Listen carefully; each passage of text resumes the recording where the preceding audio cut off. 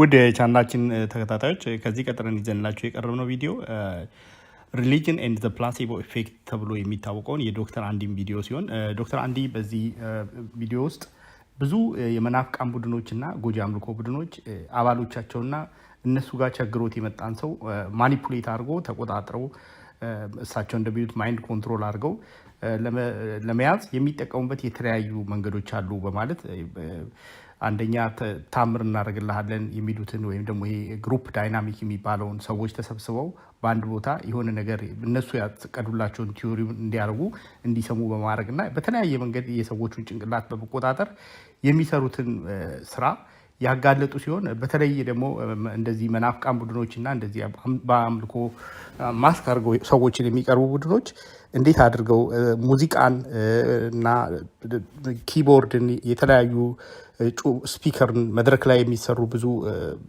ከቲያትር ያላነሱ ሾዎችን በመፍጠር ያንን ሰዎች ጭንቅላት ውስጥ እምነትንና ፍርሃት እንዴት እንደሚፈጥሩና እነኛን ሰዎች በዛ አድርገው ካገቧቸው ለዘላለም የነሱ ባሪያ አድርገው ወይም የነሱ የጭንቅላት ማይንድ ኮንትሮል የሆኑ ታዛዥ አድርገው እንደሚያደርጉ ያሳዩበት ቪዲዮ ነው።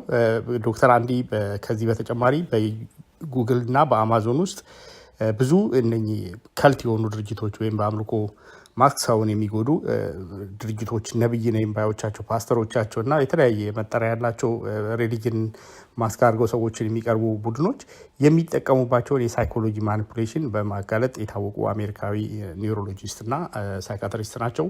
ተመልከቱት። Coming up in November. My guest tonight, Dr. Andy Thomson, is a staff psychiatrist for counseling and psychological services at the University of Virginia Student Health Center. He also does a lot of work in forensic psychiatry, has his own private practice, and he's author of the book, Why We Believe in Gods, a concise guide to the science of faith. He's probably analyzing me right now.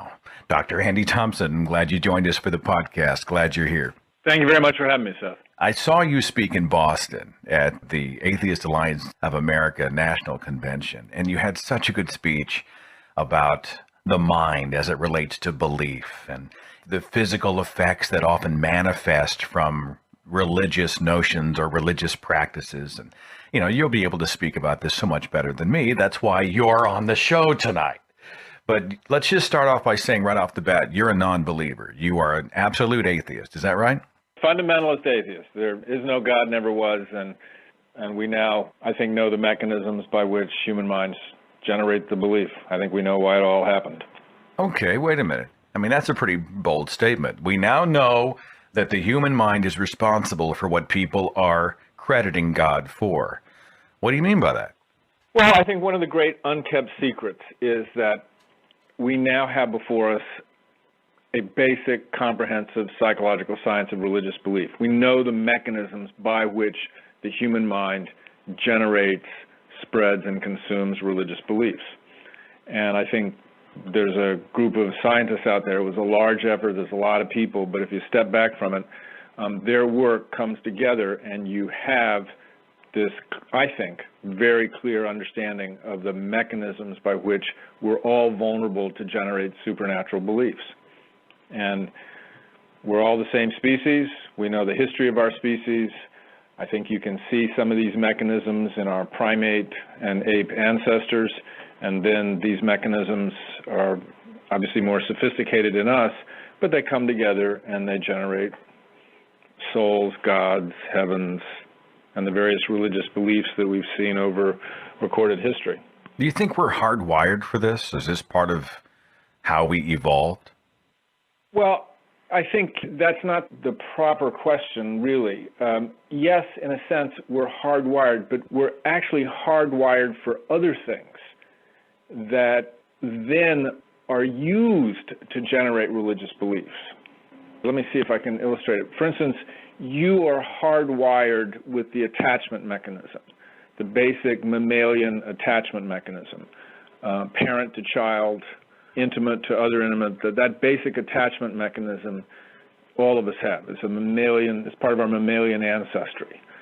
And so we're all hardwired for that. The attachment mechanism is one of the mechanisms used in religious belief. Think about a 2-year-old child. What does a 2-year-old child do when it's distressed? It comes over to you and reaches up to you and asks you to pick the child up. That's your basic attachment mechanism. Go to a Pentecostal worship service. What are they doing? They're reaching up, hands raised, pleading to be picked up, in a sense. You see that basic attachment behavior. So the attachment mechanism is something we're hardwired for that gets utilized in religion. That's just one example. Another example would be, while you are listening to me, and the people in the audience that are listening to me, you will probably think about a conversation that you need to have with somebody else later today. You'll have a thought, ooh, I need to talk to George tonight about our trip next month. And you're listening closely to me. And yet you can simultaneously think about a conversation you need to have with someone else. That's called cognitive decoupling. It's a fancy word for our ability to have a complex social interaction in our mind with an unseen other.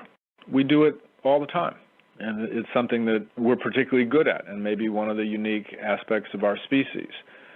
But that's a mechanism that evolved originally for other purposes. It evolved to help us negotiate social relationships, and it means I can think about what's going on in another person's mind without requiring their body to be literally standing before me. And I think you can see that that allows us to have a social interaction with an unseen other, in this case, a dead ancestor or a god.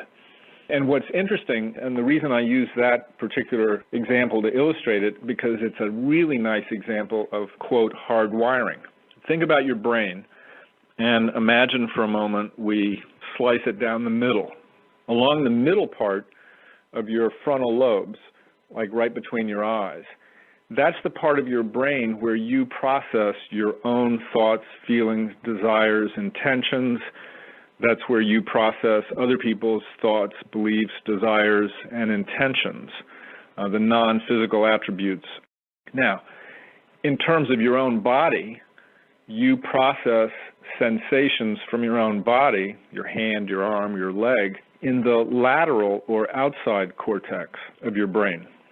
Similarly, if you're looking at somebody else's body, you process their body in the lateral aspects, the lateral cortex of your brain. So at the very basic architecture of your brain, at the very basic hardwiring of your brain, the mind-body split is built into our very neuroanatomy. And so we perceive minds as separate from bodies, which of course they're not.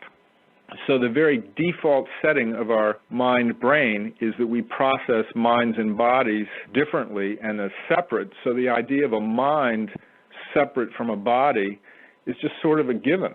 And it's very important because, I mean, if I had to think about what's going on in your mind with you sitting right before me, that would be a very huge hardship. I've been able to think about, well, what's the conversation with Seth going to be like? What's he going to ask me? I can call up your voice and I can think about what we're going to be talking about today without you being in front of me. And so this idea of minds separate from bodies, I hope you're starting to see that it's just one short step to the idea of a soul, a person or a soul separate from a body that lives on or goes elsewhere. So wait, if someone says there are things that happen physiologically in the body as a result of a prayer. They gathered around and they said a prayer, I had the flu, and 6 hours later, I felt tremendously better. There is a scientific explanation for this phenomenon, is that right? Yes, and your prayer being answered is not one of them. Well, I want to talk about the placebo effect, but first we need to properly define placebo. Well, the placebo effects, it unfortunately has a negative connotation that actually derives from religion. It comes from and there was a verse in the Bible that says, I will walk with the Lord in the land of the living. It got mistranslated into, I will please the Lord in the land of the living. And that phrase from the Bible, placebo domine, something in viborium regnum, that became a standard verse in the Catholic Vespers for the Dead. And it became associated with priests who would charge exorbitant fees to sing the Vespers for the Dead. And so it got associated with a falsity, a false attempt to please, to claim a connection to the dead that you don't have so you could get paid money. And so the notion of the placebo effect was that it was a false effect, that it was an effect generated to please, and that when we say, oh, that's just the placebo effect, it's a very confusing situation, because what probably is going on is that there are multiple placebo effects, and what they probably represent when they're genuine are our evolved capacities for self-healing. If that person's flu gets better, in all likelihood their innate immune system has kicked in and knocked out the virus. And so when you see placebo effects, you want to think innate self-healing mechanisms. But what confuses it even more, Seth, is that when you are trying to distinguish genuine self-healing effects or, quote, placebo effects, there are other possibilities. There may be the natural course of the illness. There may be a mismeasurement. There are all sorts of things you have to rule out before you say, oh, the transformation was a placebo effect. And then if you've isolated it to a placebo effect, you want to think differently about that. If you've isolated something and say, okay, this actually is a placebo effect, then it probably represents one of our innate mechanisms for self-healing. So when you gave this speech in Boston, you actually said that we should, in some cases, remove the negative connotation from placebo, because sometimes the placebo can be perhaps is a solution the word? It can be something that brings benefit or positive result into your life. Yes, I think we should try to remove the negative from it. And I think we should also step back and acknowledge in an excited kind of way how much we don't know. Because I think the whole area of placebo effects is one where the science is new, it's very interesting, we don't understand a lot, but there are clear mechanisms for self-healing and things that trigger those mechanisms.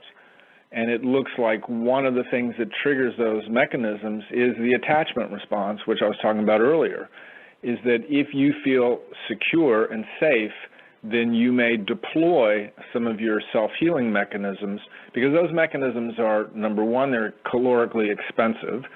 Number two, some of them are dangerous, and that's why we have autoimmune diseases. I mean, our innate immunity can knock out an organism that's infected us, but it can also do damage.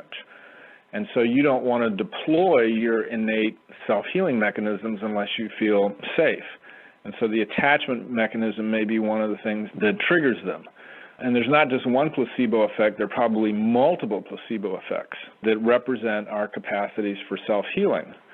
And if you step back from it and think about it, it would only make sense, because we're animals and plants, through their whole evolutionary history, if they were going to survive or survive long enough to reproduce, which is what basic evolution is, if they're going to survive long enough to reproduce, they have to have mechanisms to protect themselves from injury and illness and infection. They have to have mechanisms that repair and recovery.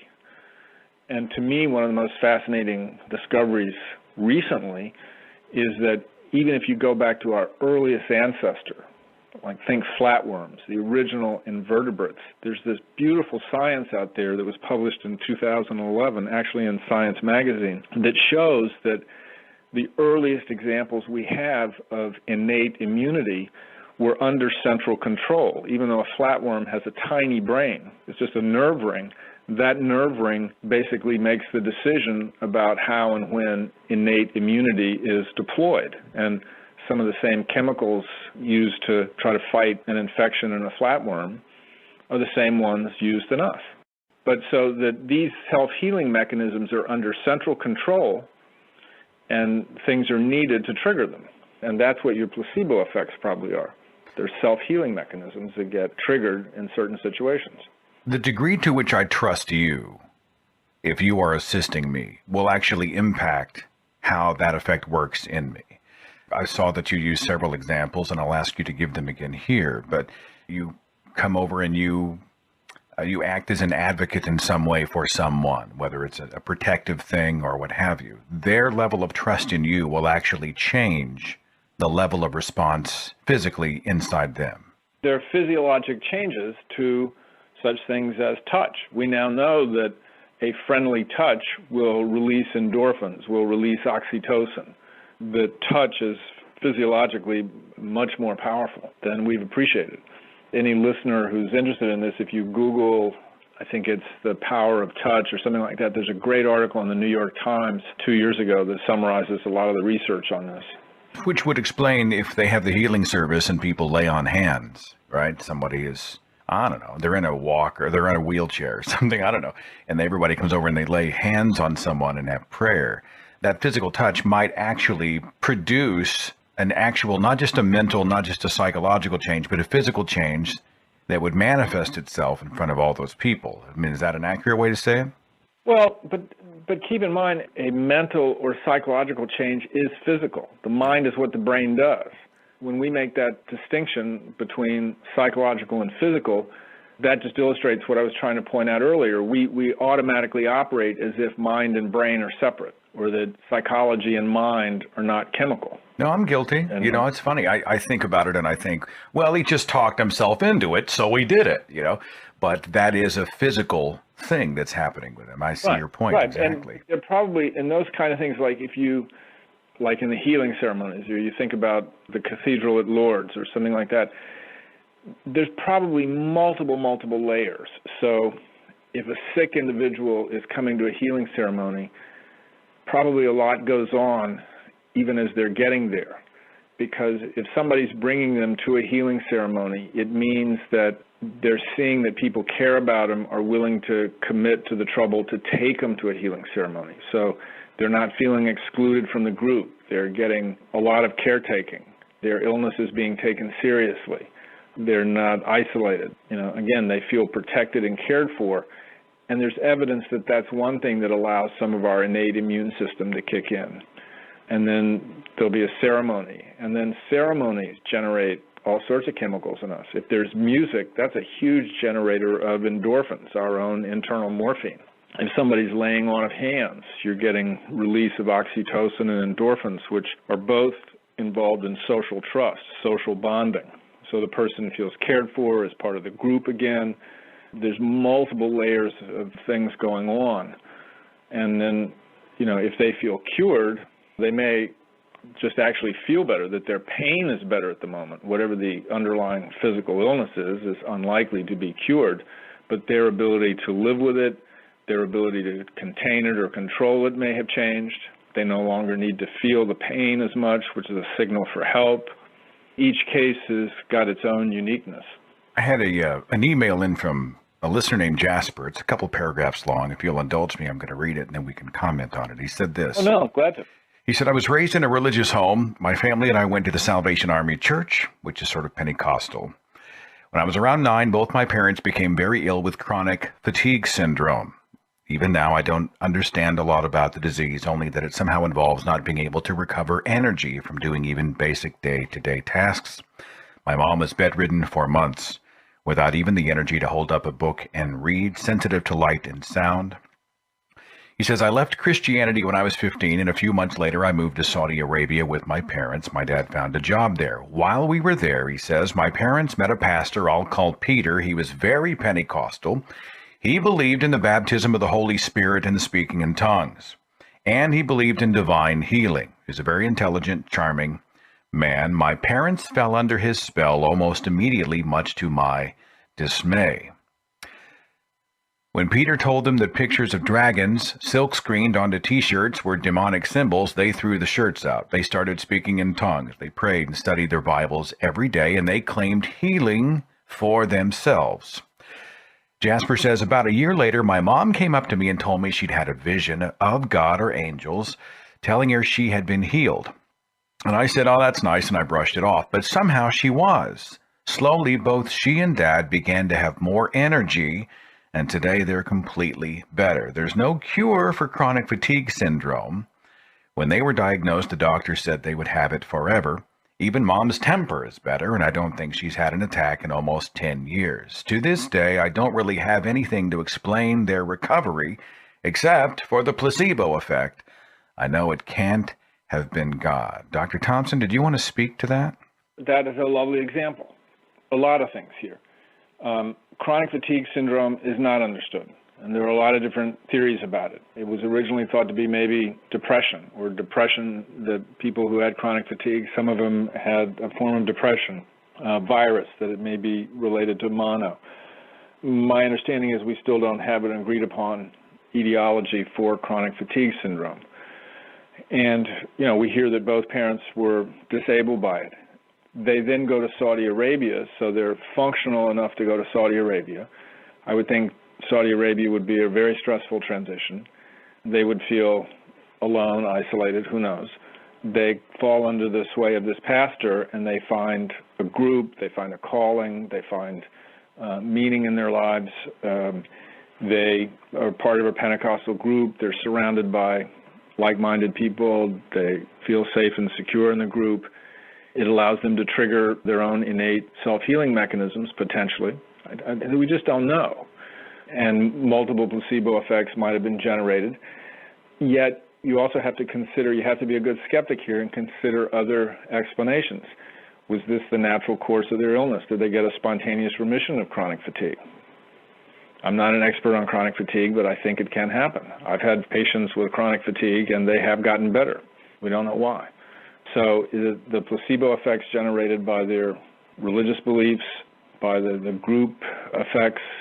We don't know. But I think there are multiple hypotheses, scientific hypotheses, medical scientific hypotheses about the mechanisms by which they might have gotten better. I don't think you need to invoke God or a healing angel. Well, if I can play devil's advocate here, come on, it makes them happy, right? They got a physical benefit out of it, or at least they thought they did, and that they feel better. What's the harm in them believing that God did it? Well, I think there are multiple harms. One, it's simply not true. Second, that if it keeps them in a church and keeps them being in some way financially exploited, if they're giving their resources, we don't know what's going on in terms of their these are working people. They have to go to Saudi Arabia to work, to earn a living. Are their resources being exploited? I'm glad they're feeling better, but I think there's better ways of understanding why they're feeling better, and also I would want to map the course of their history. For all we know, part of their chronic fatigue syndrome could be an allergic reaction to something that they had in the United States. They moved to Saudi Arabia to a drier, different environment. We don't know why they healed. And I think it would be better to remain, for them too, to just know that they're healed, they're better, without having to invoke religion as the explanation and insist on it. I'm reminded of the website, Why Won't God Heal Amputees? It seems when people are healed, it's always of some sort of it's never the regrowing of a severed limb. Yeah. Nobody at Lourdes ever got a limb grown back. And one of the interesting things is nobody that lives in the vicinity of Lourdes has ever gotten better. I'm just saying. This is one of those questions that when I was a believer, we were just never trained to ask. We were never encouraged to say, well, how come so-and-so's sniffles are better today, or his temperature went from 103 to 101, and that's God. But the poor guy who, got his legs blown off in the Iraq War is still stuck in a wheelchair. It's just one of those things that's an uncomfortable subject to broach. And people are very protective of God. It's funny how they seem to circle the wagons. Right. If he's all-powerful, why do we need to provide excuses for him? And why would he require us to come to his defense? Why would it require us to rationalize his obvious failures? But you don't respond to the charge that, you can't prove it isn't God. You can't prove that something miraculous did not happen in the life of this mother and father in Saudi Arabia. It very well might have been God. That's the charge we're going to hear. Yes. And I think you have to go back to a couple of things. One is that, yes, that is a possibility, but to weight it to the degree that it is given weight is simply wrong. That the likelihood of that being the explanation is remote, and you will never be able to prove it. You can't prove a negative. you can't ultimately prove that there is no God.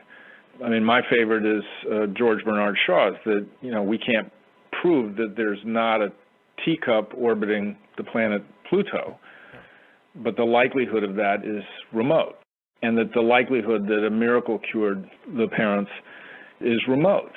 And that when believers say that, well, you can't say that it wasn't a miracle, they're trying to say the miracle has the authority, sort of elbows out and pushes aside all the other more likely, more probabilistic explanations. One more thing on that, which I think is useful, at least it's helped me, is I think one of the best responses to this kind of thing I've heard is from Carolyn Porco, the astronomer. And she put it this way, that as a scientist, or even as a scientifically literate individual, we would have to say, yes, you can't absolutely say that it's not God, that it's not a miracle.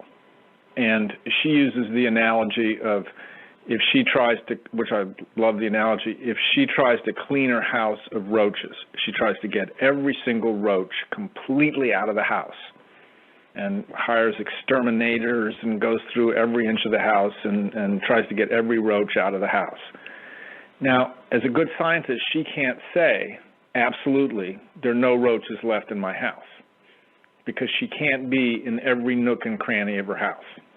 But she could say that there's a high probability that the house is free of roaches, relatively free of roaches, and that as a functioning human being, you can say the reality is that there is no God, that the likelihood of there being a God is so remote as to make it, you can say there is none. I've got a Skype call on the switchboard. Thanks for calling the Thinking Atheist Radio podcast. Who's this? How you doing? This is Mike. Mike, thanks for calling the show. Do you have a question or comment for Dr. Andy Thomson tonight? Yeah, I got questions and comments. Well, first, she can't say she has no roaches because that can be measured. I mean, anything that can be measured, you can say this is a fact or not. Like religion, it's just like when we say about the spirit. You can see people at a football game. All of them are in one spirit. You have some people who want to cheer. It's the same thing. It's a symbol. It's someone believing in something. I believe they're going to win, and they go ups and then they're downs. It's the same thing. Well, let's back up. Hang on. Let's do one at a time. One at a time. Oh, okay. The roaches in the house can be measured. I think Dr. Thompson's point, though, is that she can't be at all places at all time to measure them. I'm probably doing Carolyn Porco's explanation a disservice. If you're interested in it, it's the talk that she gave at Atheist Alliance International 2009. It was well filmed. It's posted on the web. It's a lovely talk, and that's just one little part of it. I will include that link in the description box of this show. Yeah, and Seth's response is right. I mean, that what she's basically saying is that she can't be at every single place in her house and say, absolutely, there are no roaches. And we can't be every place in the universe and say absolutely 100% that there is no God. But the likelihood is so remote that with confidence you can say there's no God. And that the explanation of these people, this individual's parents getting better, that the explanation is a miracle is so remote as not to be on the table. Right, but I just had the problem of someone, if she's in a box, and that house is a box, we can measure whether it's roaches in there or not. Now she says she can't remotely can be, but she can go and search in every nook and cranny of the house and find out whether it's in roaches or not. We can measure that. Well, but her point is, even if you had a team of people measuring it, they all can't be simultaneously in every tiny square inch of the house simultaneously. So at a given moment, she could say, absolutely, with 100% confidence, there's no roaches in the house. And I come back and I say, well, that can be proven, though, right? I mean, let's not take a look. I mean, she can. Well, no, I know that's her take, but I mean, some things are facts and some things are not facts. I think her point is that she would, in a sense, arm us to be able to say, just as a matter of everyday discourse, that it is a fact there is no God. That was my understanding of her point, that we don't, as scientists, we have to say, you absolutely can't prove it, but she was saying you don't have to, in everyday discourse, she felt you could say, there's a fact, there is no God, get over it.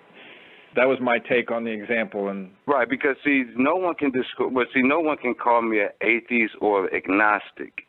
Because my question is, when someone says, do I believe in God? And I say, before I answer your question, describe God to me. Because anytime you ask someone, do they believe in something? Do you believe it's going to rain tomorrow? Well, I've seen rain before. I can describe rain. If you ask me, do I believe in something? Before I ask that question, I say, give me a description of it. If you cannot give me a description of it, there's no reason asking me the question. How can you even think about something that you can't describe? Well, I think most people have a description for God, do they not? Whether it's the Abrahamic God. Right. Now, it's not something that they've seen. Right, exactly. Right. So it's not something that's seen that's common understanding. You and I both seen rain. We know what it means to. Do I believe it's going to rain? We both. And then I can say yes. Rain. Right. Now, you just said that no one can describe it. So if you can't describe it, why are you labeling it? You only label something that you can describe. That's a fact. See, I stay with fact and theory. I know facts and I know theory. And I say again, describe to me. So once they describe it, every word that they use to describe it, it has no description. It's vague. When you say spirit, you can't even describe a spirit. When you say the divine, describe it to me. Fair enough. Fair enough. Thanks for the call and thanks for your opinions. I do appreciate it. All right. I'll try that tactic next time I get in an argument with a believer. I'll give it a run. I mean, if someone asked someone in my culture, in my part of the country, describe God, they would use very nebulous, touchy-feely terms. You know, he is the one who gives me peace. He is the savior of my heart. He is the one who created the world. I mean, they have a description for God, even though it is a vague description. But they're operating with some picture of God in their minds and hearts, are they not? Yeah, and I tend not to, unless I'm drawn into it, argue with believers. I think the evidence is we're not going to argue people out of their beliefs. You have to encourage them to read and think, because I think for most people to shift, it's in the privacy and quiet of their own mind over time. Why do you think people won't be reasoned out of religion? Well, I think they will, but I think they have to do it most of the time in private. I mean, one hopes they'll be reasoned out of religion, but the evidence is, and here again, this is a nice piece of some of the research. Sam Harris, who I think is familiar to most of the people probably in this that are listening to your show, he has some excellent neuroimaging studies out there. And I would encourage people to look at them. They're quite good. And as everybody knows, Sam writes well. And he's shown that our religious beliefs are in the same area of our brain that has to do with our identity, who we are. And so it's very hard to argue somebody out of something that's part of their fundamental identity. And that's why a lot of believers, when we try to argue with them, they get their back up and dig in their heels even further. And so what I now say to people is, look, I can't argue you out of it. I wouldn't want to argue you out of it. All I would ask you to do is to read and think on your own. Examine the evidence on your own. Use your own capacities to reason through these issues. Is it the same reflex that someone might have if they were defending maybe one of their children or a spouse? Someone comes and they say something derogatory about God. Well, it's like I'm saying something derogatory about someone close to you, so you borrow that offense or you take it personally. No. Yeah, I mean, it's like you're saying something bad about their mother. And again, it's because, and this is what I think is the beauty of all this stuff, is that we now understand those mechanisms. I mean, because what's going on there is one of the mechanisms that's involved in their religion, in addition to identity formation, it's an attachment mechanism. And so they're attached to their religion and they're attached to the people who share their beliefs. And so you're threatening their fundamental identity and you're threatening their fundamental attachments.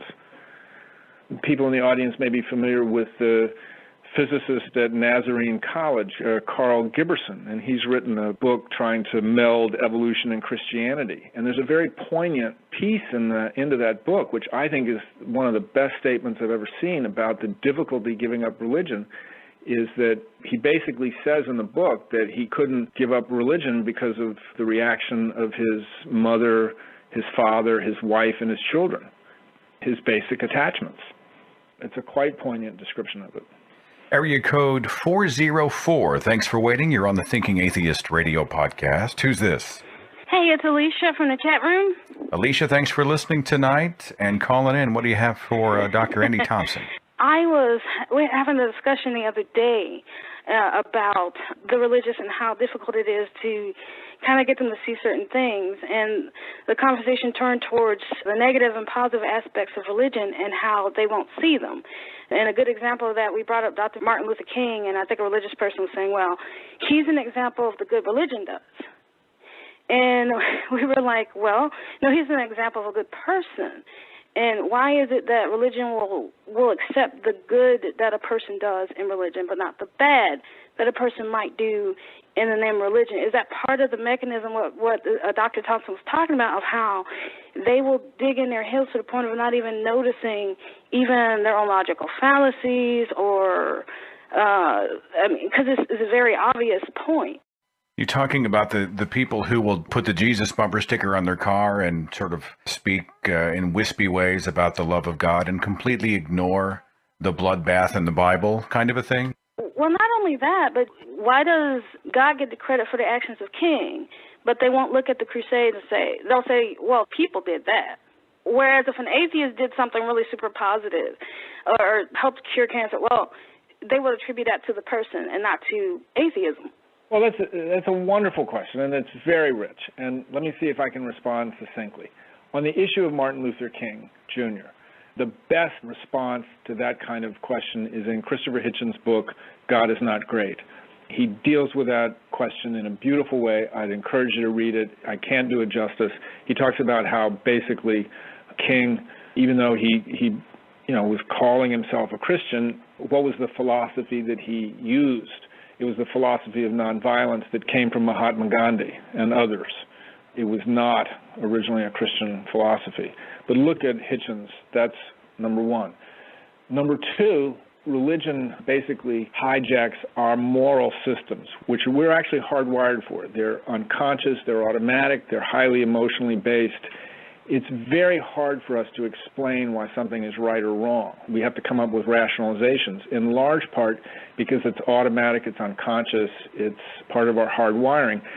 And religion tells us that we can't be moral without religion, and they can get away with that because most of our moral cognition actually operates outside of our direct awareness.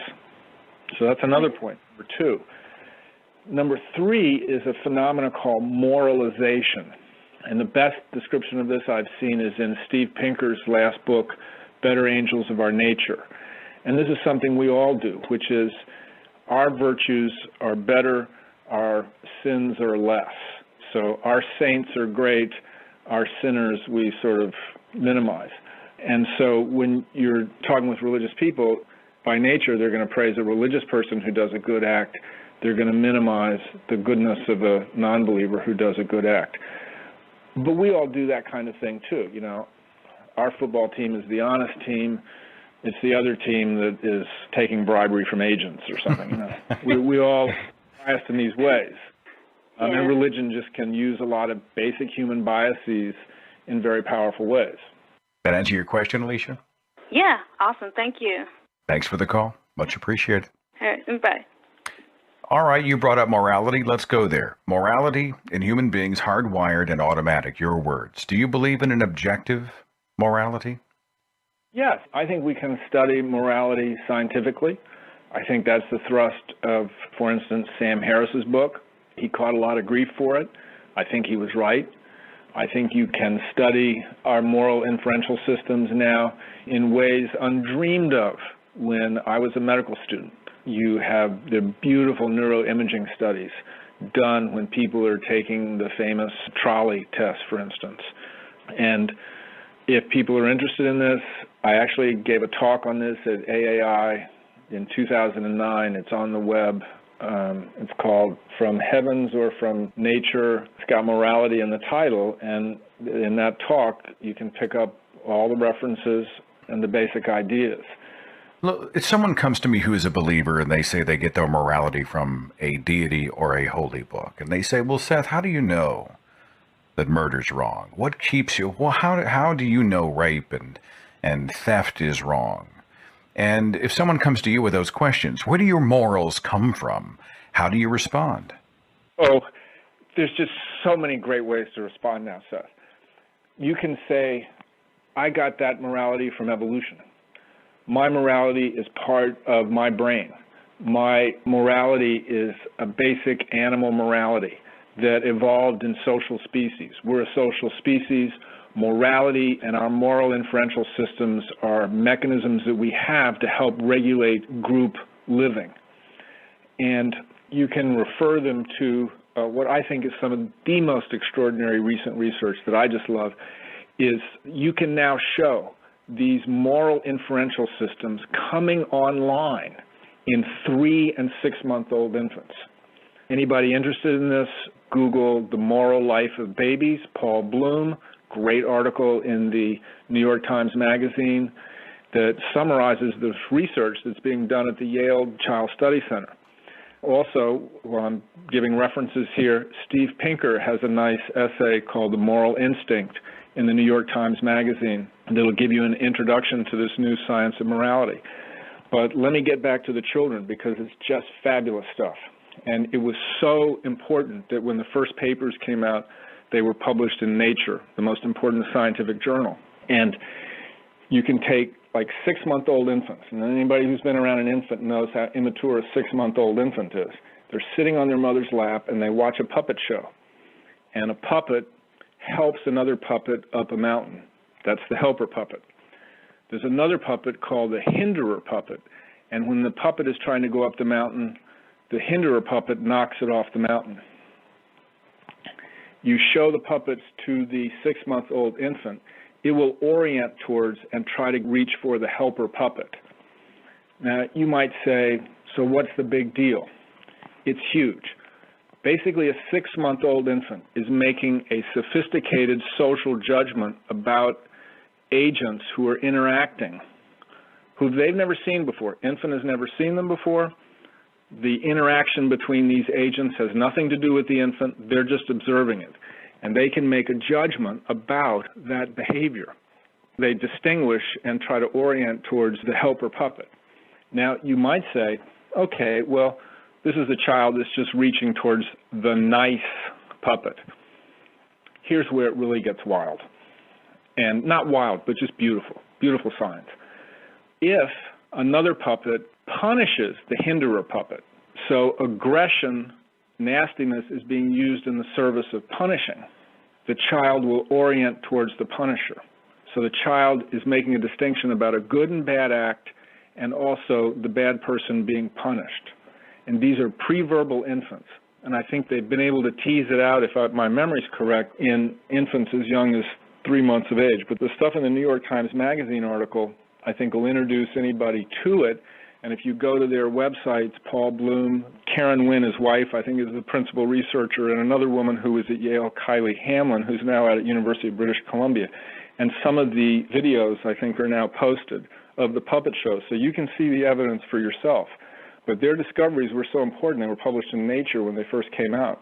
And so you can tell people that our moral inferential systems, our moral ability comes from evolution. It comes from our animal nature. It comes from our nature as a social species.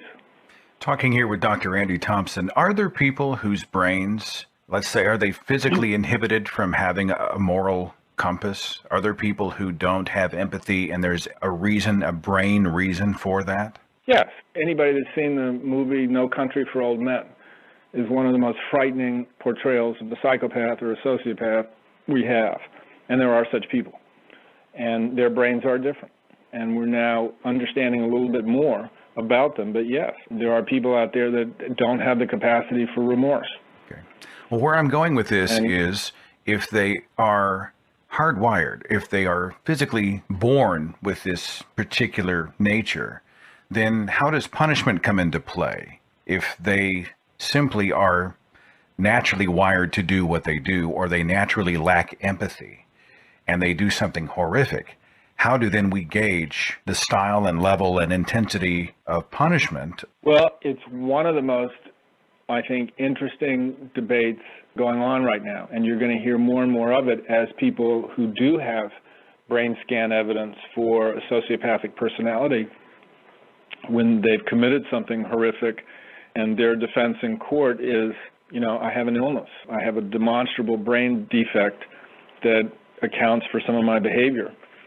And it's such an important topic and a hot topic right now. Anybody interested, there's actually a big article about it in Nature, again, the top science magazine, because this is such an important issue that you're going to increasingly have neuroscience evidence introduced at trials of people who've committed horrific acts who are different, who do have brains that don't experience remorse. In some ways, those are the ones who scare me the most. You know, the ones who are literally bereft of empathy. They are almost robotic in their ability to exact violence upon others. There's no guilt, no shame, no second guessing. Those are the people that give me quite often the most pause. Yes, and they should. And they should give us pause when they become political leaders.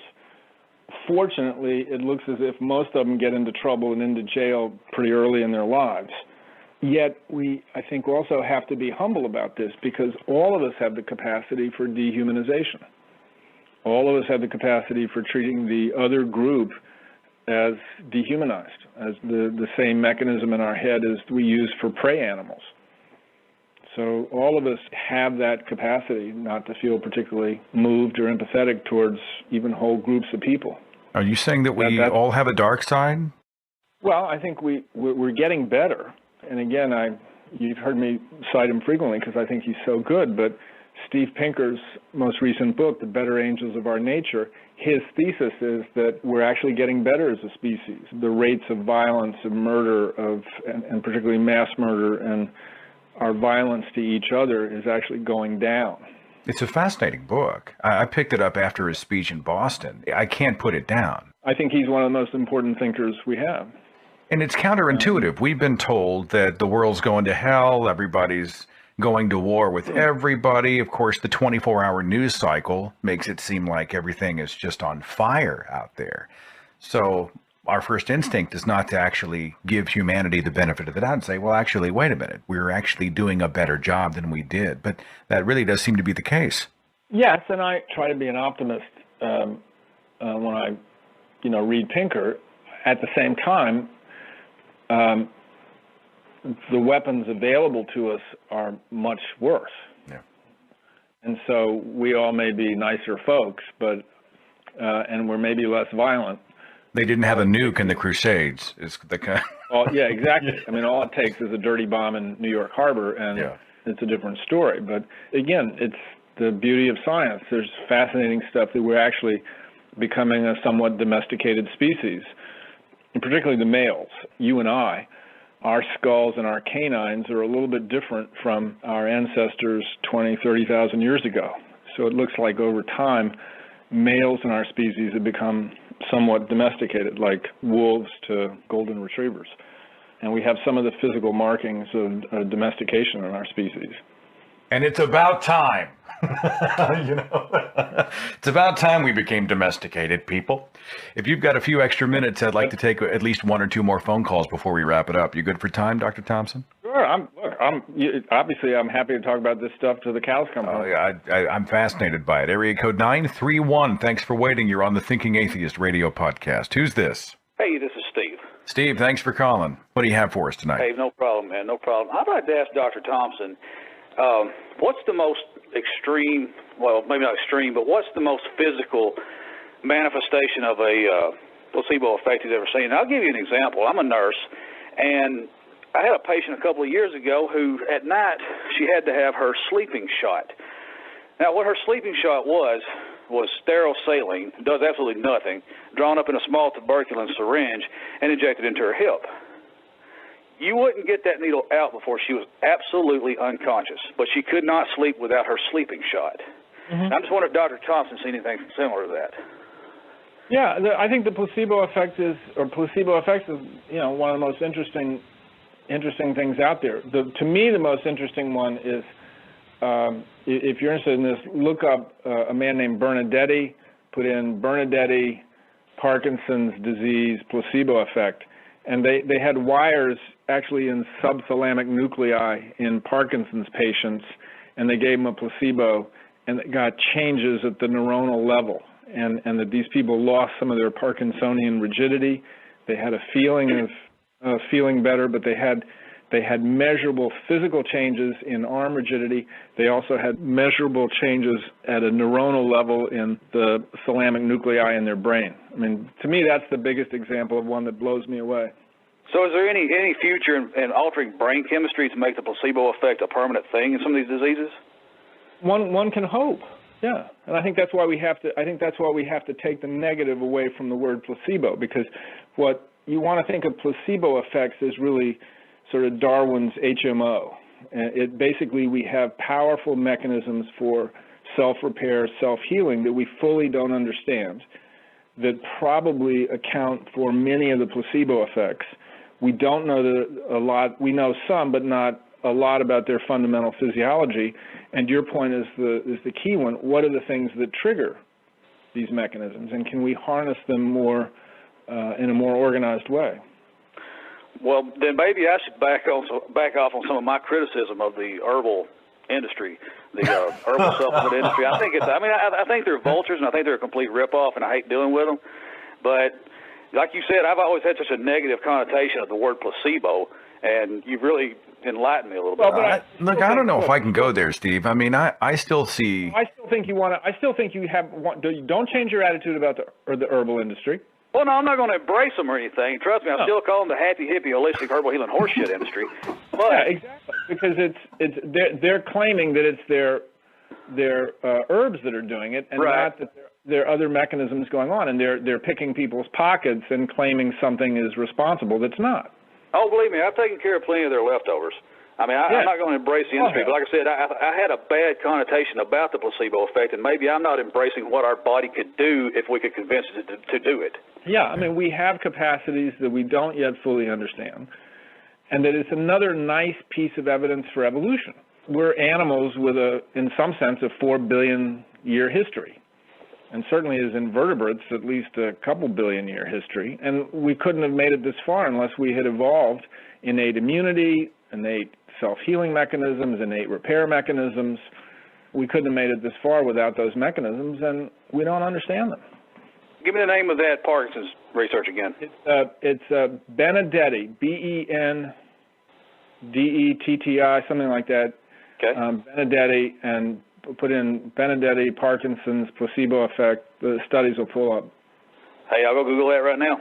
Steve from Tennessee, by the way, Dr. Thompson. He's a legend. By the way, yeah, I'm decaffeinated these days. I'm not quite as exciting as I used to be. Trust me, you're exciting. The caffeine effect is not a placebo thing. I've been off caffeine for 2 weeks now, and I'm a hippie over here.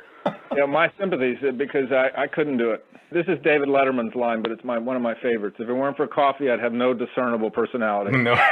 Well, it became a medical necessity in my life, so we're having to adjust. Take care of yourself, Steve. Take care. How much more do we know about the brain now than we did in the year, say, 2000? How far have we come? I think it's exponential. I went to medical school in 1970. The neuroscience I had in the 1970s is nothing compared to what is now available. It's just stunning what we know. Let's do another one here. Area code 787. You're on the Thinking Atheist radio podcast. Who's this? Hi, my name is Jorge. Can you hear me okay? I sure can. You're on the air with Dr. Andy Thomson. What do you have for us tonight? It's an honor to be on the show. I'm not exactly sure if this qualifies as a placebo effect, but I wanted to just voice a concern. I'm in the program of AA, and I'm struggling very much with this whole God factor that's involved in it, and it seems to me that it's sort of a placebo effect, but disguised. It's kind of like the Disney movie where Dumbo is told he can fly if he holds that magic feather, and then at the end they say, no, it really wasn't a magic feather. You always had the ability to fly on your own. But it seems that in AA, they're trying to tell us that it's a mechanism to get out of our own way, to use God as a placeholder and as to put our fears and insecurities and just turn it over to him. But if I'm an atheist, as I am, I feel sort of screwed. I'm having such a hard time with it. It's like my life depends on it, but I'm struggling with it. I wonder if you had anything to say about it. My heart goes out to you, because one of the real problems we have is that, alcohol problems are severe, and the fact that we don't have secular AA, the fact that we don't have regular organizations that utilize the good parts of AA and remove the religious aspects is a real tragedy. And if you look at, I think it's the lawyer, writer, Wendy Kaminer, Kaminer. I think she has written about this. Others have written about it. And I think what you have to do is you have to try to take the good parts of AA and just try to, as best you can, ignore the religious nonsense. I know, it's so incredibly difficult. It's not the same exact analogy, but I always tell my friends it's kind of like perhaps like being an African American and needing to go to a KKK rally. That's where they have the groups. They just hold them in a KKK rally. And yeah, that's a great analogy. Yeah, I mean, and they can say, well, we're not doing that anymore. We're not killing anybody, but you still have to hear all these words. And I constantly feel like I'm not a part of, like I'm left out, and it triggers back memories of when I was, in Catholic school, and anytime I would voice any discontent or anything that I couldn't explain, the priest would look at me with this condescending smile and be like, oh, that's pride and arrogance. And here in AA, anytime I voice any discontent or any questions, they look at me and they say, that's your ego. It's like we're never allowed to think for ourselves, and if we are, then it must be the addict that wants to find a way to use. That's always the cop-out, and it's so infuriating. I just feel, my heart goes out to you because it is really tough. I've got a close friend who's had really severe alcoholism, relapsing, and his being able to find effective treatment and to be able to utilize the good parts of AA has been close to impossible. If I may, there is an organization called SOS, Secular Organizations for Sobriety. Now, I haven't completely vetted all this, but they've been featured at CFI and other secular sites and organizations, so you might check them out. Yeah. Thank you. Thank you. I knew there was stuff out there. The only thing I could pull up was Wendy Kaminer stuff. Yes, thank you. No, I have checked them out, Seth, and I actually owe you thanks for that because I found them through a recommended link when I was watching some of your videos on YouTube. And that might be the solution, but the only problem is that, AA is the mothership, and it's the one that has all the meetings and all the times to go to, and it's very accessible. I left a message to the SOS people. And there's barely enough meetings to cover what I would need to go. And I live in the Bible Belt, and I don't know of any SOS meetings here. I'm a psychiatrist, and all of my patients who struggle with alcohol, they have to go to the local AA meetings. I mean, the thought experiment that I love to conduct with my friends who will listen is like, what if just hypothetically, if tomorrow we wake up and finally there's like irrefutable proof that God is a man-made construct, there's no such thing as gods or deities, and the proof is irrefutable for the sake of this experiment, and even the most hardcore religious person has to admit it. What would happen to AA? Would they just throw up their hands and they say, well, we got to get drunk now because we can't do it by ourselves? No, we'd be forced to do it without the God, which is what we're doing. They just call it a God. Yeah. Oh. Well, see, my point is you don't have to wait to wake up tomorrow. Today you can say, we know that there is no God and all this religious stuff is products of human minds, and we know the mechanisms, and you don't have to wait till wake up tomorrow to be able to say that. You can say that today. I wish you the best in your recovery, my friend. I really do. Thank you. Thank you so much. Yeah. Thank you for all you guys do. Thank you for calling, and hang in there, and best wishes. Thank you guys for answering the phone call. It's a pleasure. How prevalent is God in psychiatry? I mean, are people using psychiatry to preach, to proselytize? You know what? You need God. Is this happening when people are going in and receiving treatment or counseling or what have you in psychiatry? Yes, I think it happens. I don't know its prevalence. There may be studies out there that show that. I think generally my profession as a whole has been pretty good about the guidelines being that you don't proselytize to patients. And that, I have colleagues who are religious, and when they're in the consulting room, they're secularists, in terms of practicing. But yeah, they're psychiatrists that want to pray with you and that kind of thing. But the extent of it, in terms of numbers, I don't know. Do you ever have that conversation with anybody? Look, you're in the medical field. You're a scientist. You're a champion of medicine and science, and you believe in fairies or whatever it happens to be. It's fascinating. There's an intellectual part of me that understands how their minds do that. I think I understand better the mechanisms by which even a scientifically educated mind can get suckered into religious beliefs. So there's an intellectual part of me that understands, but there's an emotional part of me that just doesn't quite, it has exactly your reaction, Seth. It's like, how the hell can you believe that stuff? I mean, you're a scientist, you're a medical scientist. How can you put up with that nonsense for a moment?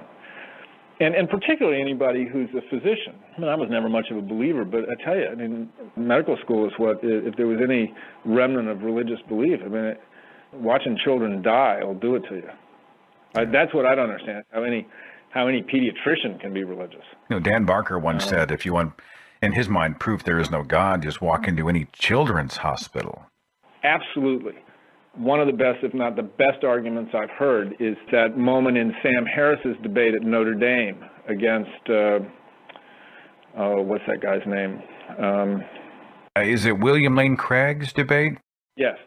Somebody pulled out the piece from the debate and put it up as a standalone 5-minute YouTube piece. Okay. Just fabulous. Okay. The whole debate is fabulous if you've not seen it.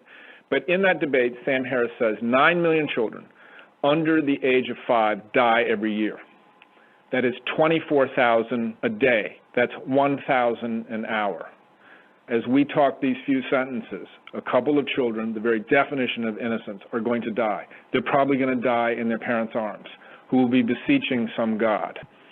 And then he goes on to talk about how most of those parents are probably non-Christian and who the Christian world sees as going to hell. It is one of the best pieces of any debate I've ever seen. But that speaks to exactly what Dan Barker said. How can you believe in God walking into a children's hospital? Let's finish here with a quick slug on your book, because I just want to, okay? Why We Believe in God's a Concise Guide to the Science of Faith. And the book gets into what? I mean, are you taking a look at different regions of the brain and activity that happens? Are you talking about conditioning from your family and culture? It's just basically what Claire Alcofer, my co-author, and I tried to do was to give a summary of this psychological science of religious belief. So in other words, if you read the book, which should take an hour and a half to 2 hours, at the end of reading the book, you can hopefully turn around and tell somebody else the mechanisms by which human minds generate religious belief.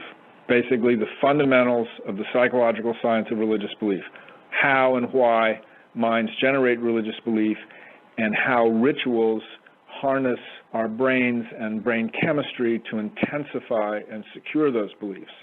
And it was written so that a smart, interested high school student or an 80-year-old who was interested could pick up the book, no scientific background, no knowledge of psychology, no knowledge of brain anatomy or cognitive neuroscience. It's written just as an introduction, because it's sort of like Darwin's idea. You don't have to be a scientist to understand natural selection. You don't have to be a biologist to know about natural selection and how it works.